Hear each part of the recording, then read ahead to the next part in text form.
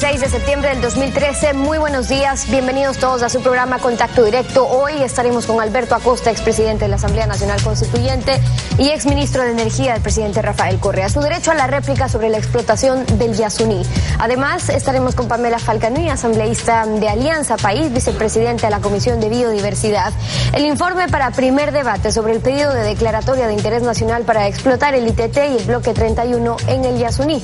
Y además nos acompañará Pablo Lucio Paredes, consultor financiero. Vamos a hacer una revisión a las cifras que manejan el Ministerio Coordinador de la Política Económica y la Comisión de Desarrollo Económico sobre la explotación petrolera en el Yasuní. El ex asambleísta de Sociedad Patriótica Galo Lara fue detenido la tarde de ayer por la Interpol en Panamá y así lo anunció la Fiscalía General del Estado a través de su cuenta en Internet. Lara fue sentenciado el pasado 2 de septiembre a 10 años de prisión por supuesta complicidad en el asesinato de todos los miembros de una familia en Quinsaloma, en la provincia de Los Ríos. Juan Bisueta, abogado de Lara, vía telefónica expresó a Televistazo que debe confirmar la detención del ex legislador antes de emitir cualquier comentario sobre este tema. Y la Subsecretaría de Transparencia de la Secretaría General de la Administración Pública ha denunciado un multimillonario perjuicio a través de reaseguros contratados por Seguros Sucre y Seguros Rocafuerte, compañías incautadas, administradas por el Estado. En la cadena sabatina, el presidente de la República, Rafael Correa, anunció que la denuncia de este caso de corrupción ya está en manos de Contraloría y Fiscalía.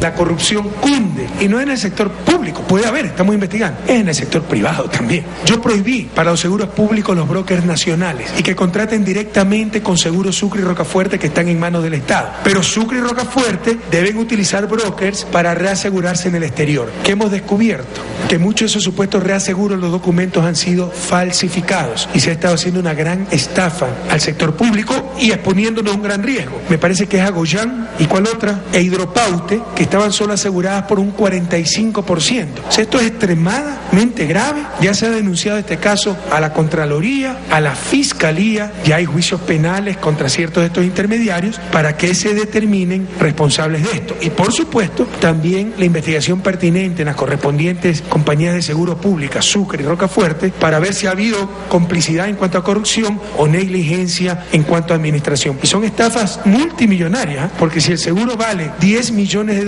prácticamente todo es el costo del reaseguro. Y si en vez de pagar $10 millones a Londres, pagaron solo 5 millones y falsificaron el resto de los papeles, significa que solo por esa operación se embolsicaron 5 millones más. Entonces, para evitar esto, he ordenado que los brokers, los corredores internacionales para los reaseguros en Londres, sean solamente empresas de gran prestigio internacional. Ya no vamos a trabajar con brokers nacionales porque existe, no digo todos, pero sí existe corrupción extendida, compatriota. La actualidad, los protagonistas, el análisis y la información en Contacto Directo. ¿Qué tal, Alfredo? Buenos días, ¿cómo te va? Muy bien, Steffi, buenos días con todos. El debate sobre la explotación petrolera en el Yasuní y la decisión que deberá tomar al respecto la Asamblea Nacional marca un punto de quiebre en la revolución ciudadana. Alberto Acosta, ex ministro de Energía del presidente Rafael Correa, ejercerá hoy su derecho a la réplica. Buenos días, bienvenido a Contacto Directo. Muy buenos días, Alfredo, y gracias por el derecho que me permiten ejercer esta mañana. Empecemos por el acuerdo con Venezuela para explotar el ITT. Veamos lo que dijo Carlos Pareja Llanuselli, expresidente ejecutivo de Petroecuador. Acuerdo para la instrumentación de la cooperación en el sector energético entre el Ministerio del Poder Popular para la Energía y Petróleo de la República Bolivariana de Venezuela y el Ministerio de Energía y Minas de la República del Ecuador. Artículo 4. Proyectos en materia energética. Literal A. Proyecto integrado para la exploración y explotación de crudos pesados en el bloque ITT de la República del Ecuador y participación en la faja petrolífera del Orinoco, Ayacucho 5, en la República Bolivariana de Venezuela, etcétera, etcétera. 17 de abril del 2007. Alberto Acosta Espinosa, ministro, y Rafael Ramírez Carreño, ministro. Todos estuvimos de acuerdo, muy en especial la máxima autoridad del sector, que era el economista Alberto Acosta, estamos de acuerdo por la explotación. Petroecuador se somete, como he dicho, a las políticas que le impone el directorio y el ministro como máxima autoridad. Su réplica. Bueno, aquí habría que anotar que en ese etcétera, etcétera, se olvidaron de mencionar que este es un acuerdo, no es un convenio ni un contrato con el cual ya se puede dar paso a la explotación. Y se olvidaron de mencionar que en dicho acuerdo, en la primera parte, se establece lo siguiente: en el proyecto en materia energética, las partes, a través de sus respectivos entes ejecutores, se comprometen a realizar conjuntamente los estudios.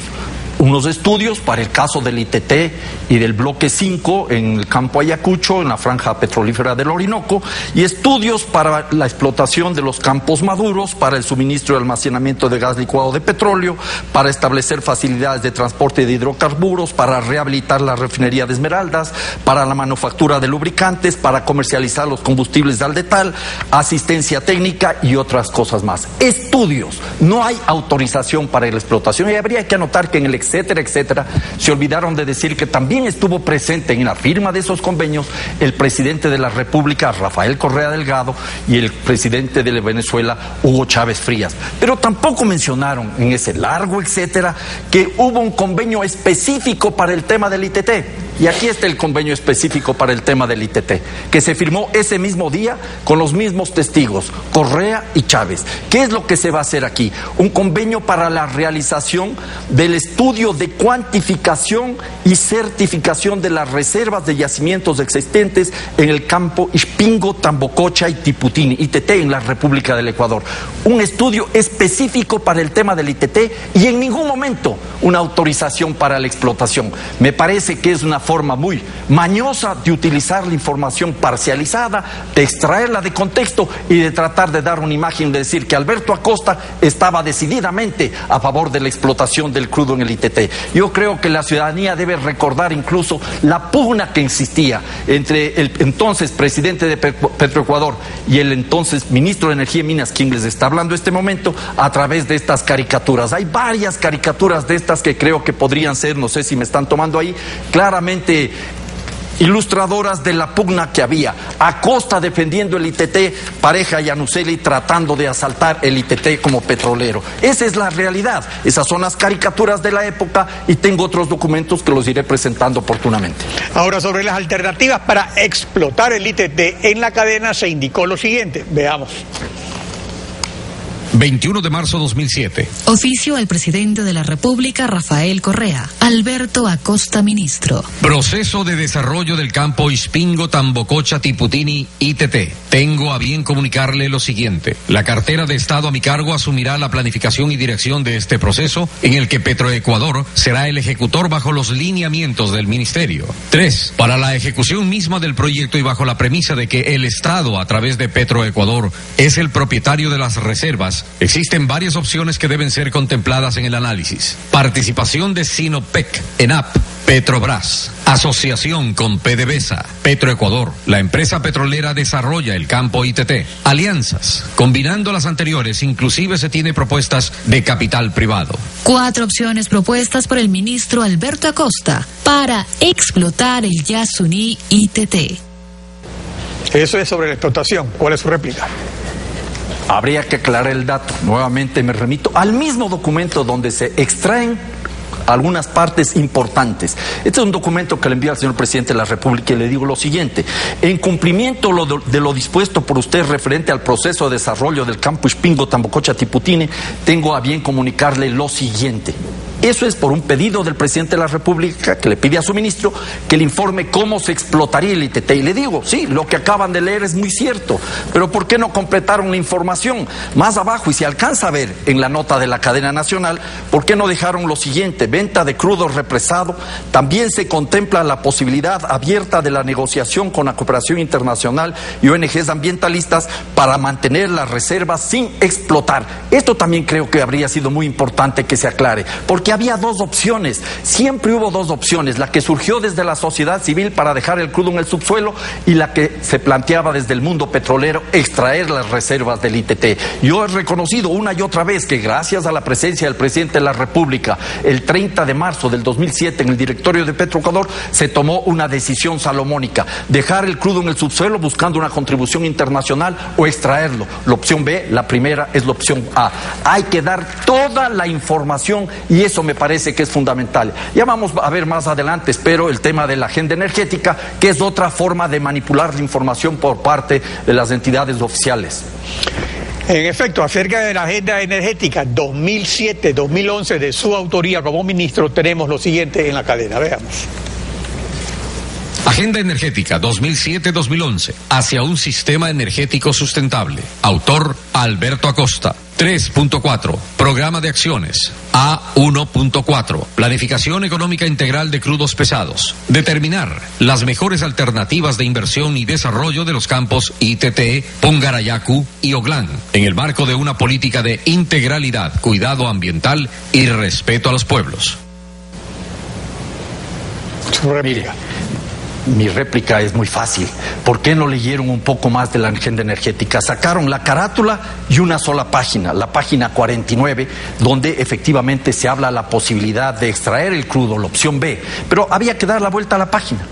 Simplemente dar la vuelta a la página, a la 51, y teníamos considerar como opción prioritaria mantener en el subsuelo el crudo de los campos Ispingo, Tambococha, Tiputini, ITT, si se consigue una compensación equitativa por este esfuerzo para promover el desarrollo social y las políticas de conservación de la Amazonía. Creo que habría sido ya mucho pedirles que sigan leyendo la agenda energética y lleguen, por ejemplo, a la página 90 en adelante, donde se plantea con absoluta claridad cuál es la prioridad del ministro de Energía y Minas, Alberto Acosta, y de su ministerio. Y decimos lo siguiente, por ejemplo, en la página 92. La propuesta que se ha venido manejando y defiende el Ministerio de Energía y Minas es la siguiente, repito, la propuesta que se ha venido manejando y defiende el Ministerio de Energía y Minas es la siguiente: renunciar a la explotación de petróleo en el Parque Nacional Yasuní e iniciar una campaña internacional para establecer un fondo por parte de la comunidad internacional con el fin de compensar los ingresos potenciales de la extracción de crudo. Y leo otro párrafo muy corto. ¿Cuál es la opción? Dejar el crudo en tierra es una propuesta política de un pueblo que respeta la dignidad humana, la biodiversidad y se siente parte del esfuerzo mundial por combatir el calentamiento global. Esta iniciativa solo podrá concretarse si creemos en ella y arrimamos el hombro para ponerla a andar. Depende de todos nosotros. Y curiosamente para complementar esto, aquí incluso incorporamos un artículo de un economista catalán, Joan Martínez Alier, el más conocido y connotado economista ecológico, donde habla y expresa su complacencia con la moratoria en la explotación del ITT. Yo creo que estas son informaciones que les faltó dar en ese largo etcétera que se olvidaron. Aquí hay que ser claros y precisos.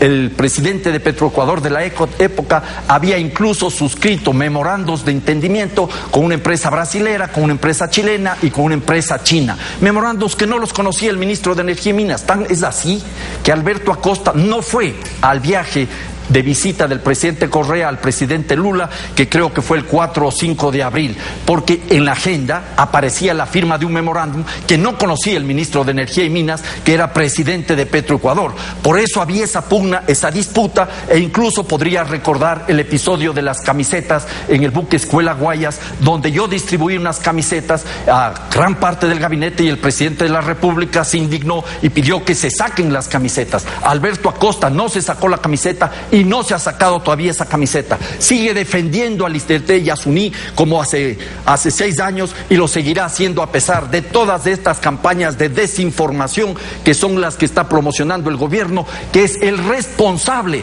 del fracaso de la iniciativa Yasuní ITT. No solo hay que buscar culpables afuera, que los hay y muchos, los he combatido personal y directamente, sino que dentro de casa tenemos que asumir que el presidente de la República no dio la talla para una iniciativa tan revolucionaria como la de Yasuní ITT. Economista Alberto Acosta, ha ejercido usted su derecho a la réplica. Gracias por acompañarnos en Contacto Directo.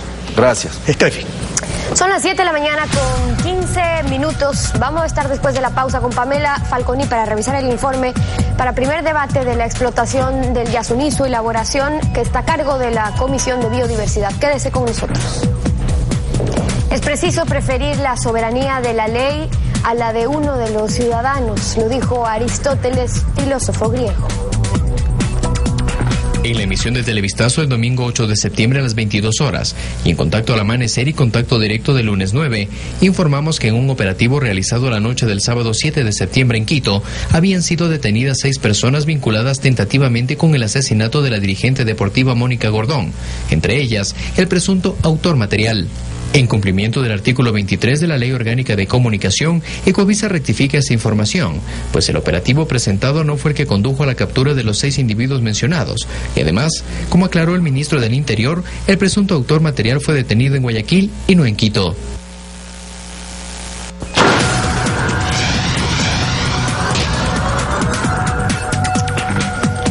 7 de la mañana con 21 minutos. Asambleísta Pamela Falconi, buenos días, bienvenida.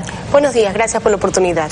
Este sábado, miembros de la Comisión de Biodiversidad estuvieron haciendo un recorrido por la Amazonía, por el campo de Inyuturi, el bloque 31, Pañacocha. ¿Qué encontraron? ¿Cómo avanzan en la presentación del informe al Pleno de la Asamblea? Bueno, sí, el sábado la Comisión de Biodiversidad y Recursos Naturales, conjuntamente con miembros del CAL, se trasladó a un recorrido en la región amazónica. Estuvimos justamente recorriendo Edén Yuturi, que es la planta de procesos, donde iría en la eventualidad de entregar la declaratoria internacional todo el petróleo del bloque 31 y el bloque 43. También estuvimos en la parroquia Tiputini, en playas de Cuyabeno, donde tuvimos 2 sesiones de comisión y, más que todo, recogimos observaciones importantes de los presidentes de las parroquias, los ciudadanos que estuvieron convocados para dichas comisiones. ¿Fueron también a Ixpingo? Sí, nosotros recorrimos el bloque 31, sobrevolamos el bloque 43, entendiendo pues la preocupación que teníamos de las versiones que se habían dado en los medios de comunicación, sobrevolamos el bloque 31. Lo que pasa es que las diferencias de algunos campos, por ejemplo, de los que estuvieron visitando, si hablamos de Pañacocha, por ejemplo, es que allí hay 14 pozos aproximadamente. En Ixpingo están previstos en cambio 180 pozos, a pesar de que una parte está dentro de la zona intangible Tagaer y Taromenane. Por eso es que algunos asambleístas, compañeros suyos como Gina Godoy, han dicho que están considerando no explotar Ixpingo, no explotar las zonas intangibles. ¿Qué piensa usted sobre eso? Bueno, valorando las dos, tanto el bloque 31 como el bloque 43, la parte que corresponde, que estarían dentro de zona intangible, más o menos en porcentaje corresponden al 6.5% para el bloque 31 y para el bloque 43 estarían un 5.41. Esta zona, nosotros estamos conversando, esos son los diálogos dentro de la bancada de Movimiento País, como valor ético la no explotación en la zona intangible.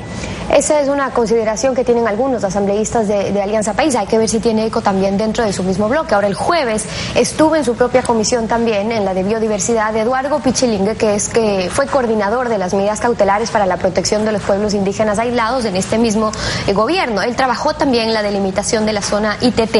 Él decía que incluso la zona delimitada no corresponde a la territorialidad de los pueblos indígenas, que eso va mucho más allá. Por eso también está la zona de amortiguamiento.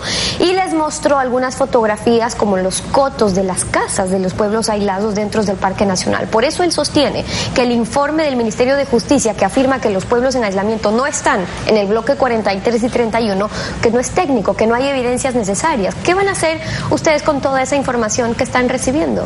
Bueno, nosotros hemos valorado la diversidad de mapas, entendiendo que existen mapas por el Ministerio de Justicia, por el Ministerio del Ambiente. Lo que nos corresponde a nosotros como comisión, elaborar y más que todo quedarnos con un solo mapa de análisis, y lo que entendemos también es la movilidad, la cosmovisión de estos pueblos que se movilizan dentro de zonas, y justamente lo que evidencia que son zonas pantanosas.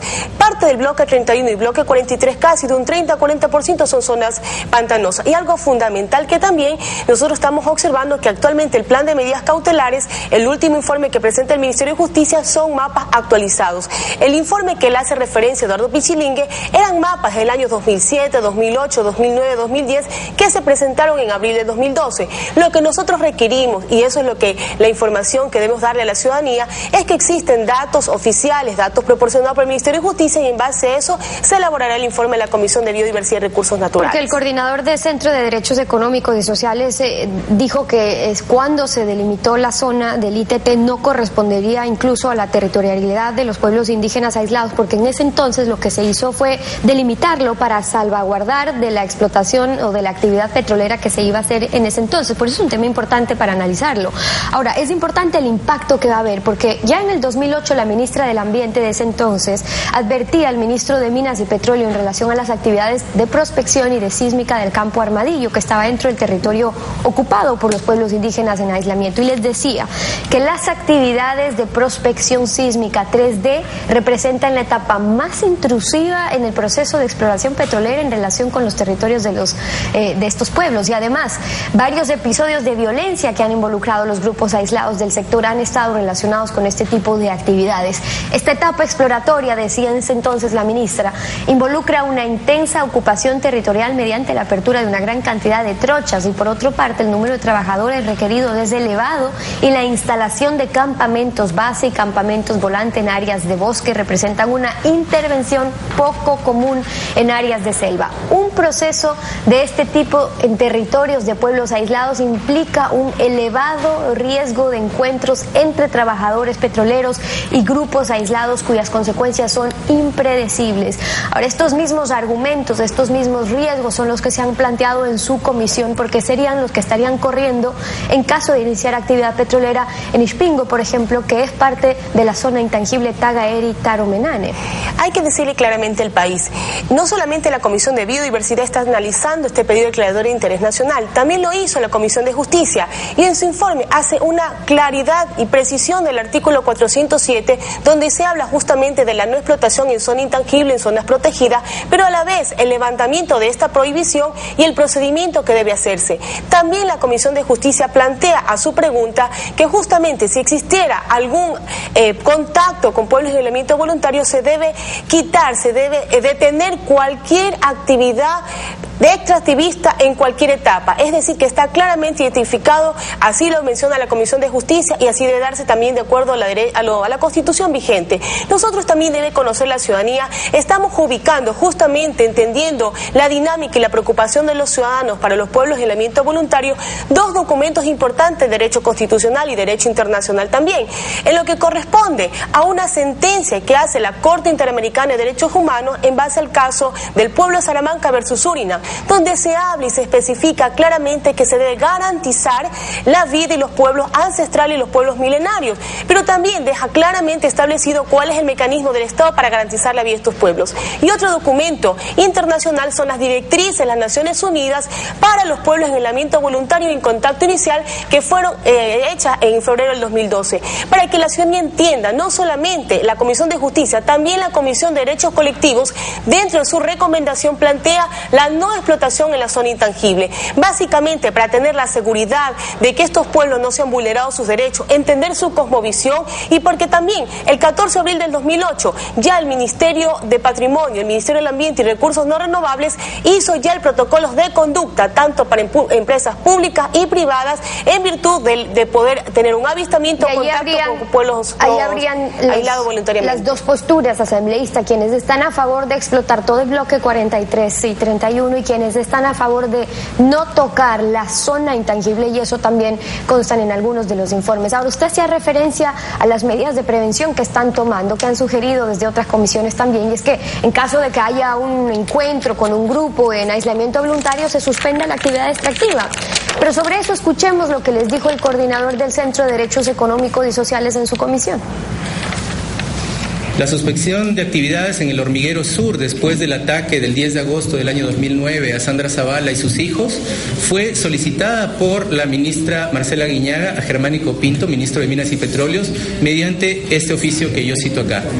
Este oficio nunca tuvo respuesta y nunca se paró la actividad del bloque 17 de esa plataforma petrolera. Esa es una realidad. Entonces el riesgo es ese, que hoy dirán que se suspende, pero en la práctica ya hemos visto que es difícil que ocurra. Nosotros por eso vamos más allá a un principio ético. La no explotación en la zona intangible es el debate que tenemos dentro del Movimiento País.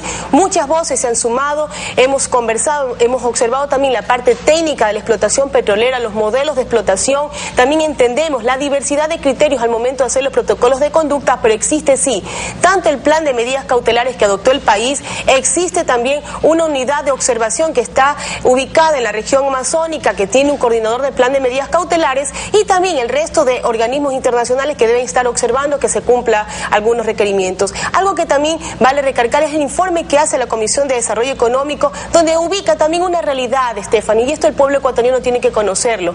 Antes del gobierno de la Revolución Ciudadana, $3 del recurso que salía del petróleo iba para pagar deuda externa. $1 que daba para el desarrollo social. Actualmente este gobierno da $3 para la inversión en el desarrollo social y $1 para el pago de la deuda externa. Esos son también los retos importantes que tiene que ir analizando la Asamblea Nacional en la ponderación de derechos. Los derechos de la naturaleza, los derechos de los pueblos en aislamiento voluntario y también los derechos del suma causa de las 14 millones ecuatorianos en virtud de hacer una explotación responsable. Aquí no hay un falso dilema, petróleo o vida. Aquí la Asamblea Nacional tiene que hacer una resolución argumentada dentro del ámbito constitucional en su artículo 76, debidamente fundamentada con herramientas internacionales y algo que va más allá. También la necesidad de la región amazónica de generar nuevas fuentes de emprendimiento. Lo que nos dice el mismo informe de la Comisión de Gobiernos Autónomos, el 50.7% de los hogares amazónicos están bajo la línea de pobreza porque no tienen sus necesidades básicas satisfechas. Y algo fundamental también, en virtud existen tanto la ley 010 que le garantiza por cada barril de petróleo $1 a la región amazónica, el COTAD en su artículo 192 también beneficia a los 221 municipios, y algo fundamental que nosotros pudimos ahora en el viaje que usted nos hace referencia el día sábado, ese excedente, el 12%, ya tienen beneficio los ciudadanos de las comunidades de la explotación petrolera. De los beneficios económicos con la explotación, a pesar de ello, defienden asambleístas la postura de la no explotación de la zona intangible. Pamela Falconi es vicepresidenta de la Comisión de Biodiversidad. Gracias por haber estado con nosotros. Gracias. 7:31 en instantes estaremos con Pablo Lucio Paredes. Una revisión a las cifras sobre la explotación del ITT en el Yasuní. Quédese con nosotros. Las leyes inútiles debilitan a las necesarias, lo dijo Montesquieu, escritor y político francés.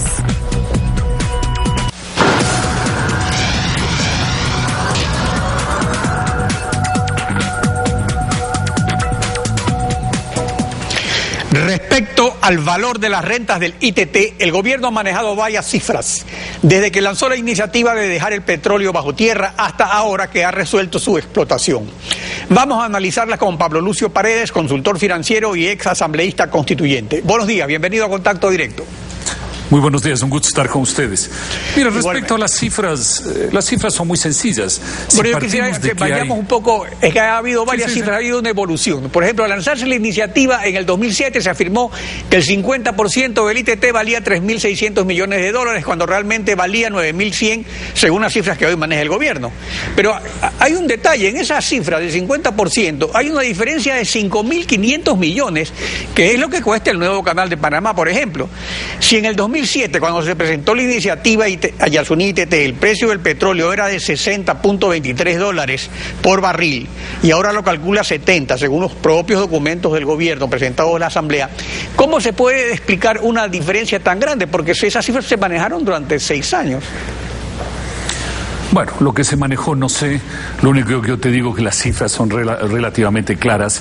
Si tenemos 1.000 millones de barriles y eso divides en alrededor de 20 años, son más o menos 50 millones de barriles por año.